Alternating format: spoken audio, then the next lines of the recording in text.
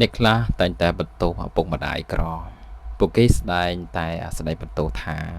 មកពីឪពុកម្ដាយក្រគ្មានគេអកដៃធ្លី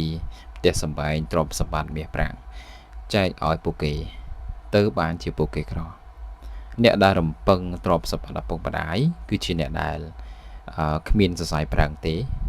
ជននេះទោះបីជាឪពុកម្ដាយមានទ្រព្យចាក់ឲ្យក៏ដោយក៏នៅតែក្រដែរអ្នកដែលមិនរំពឹងទ្រព្យឪពុកម្ដាយ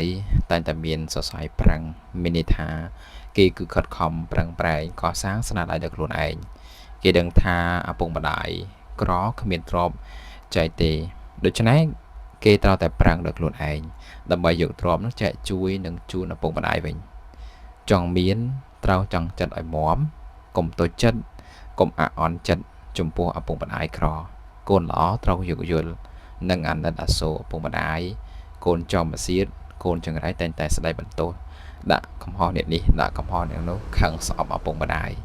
កូនបែបនេះជាកូនដែលគ្មានកំណើតទេគ្មានឪពុកម្ដាយណាចង់ក្រចង់លំបាកចង់វេទនានោះទេប៉ុន្តែដោយសារតែបញ្ហាផ្សេងដូចជាប្រាជ្ញារបស់លោក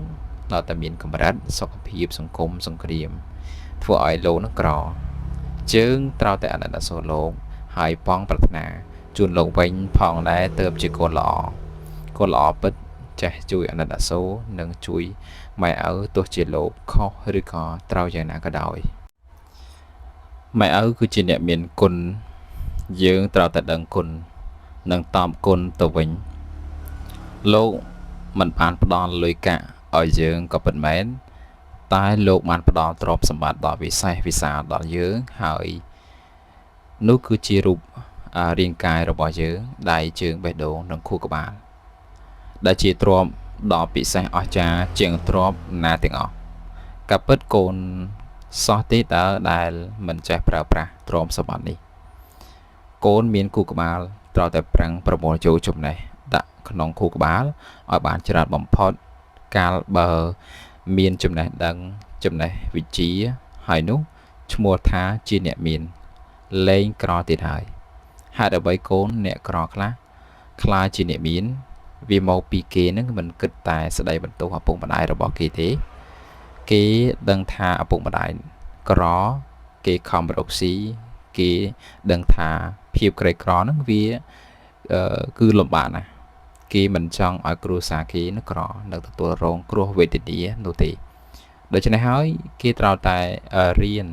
តតែខិតខំប្រឹងប្រែងដើម្បីទប់ស្កាត់ប្រវត្តិសាស្ត្រចាស់កុំឲ្យចូលនៅក្នុងជីវិតរបស់គេទៀតបើសិនជាឪពុកម្ដាយរបស់យើងក្រ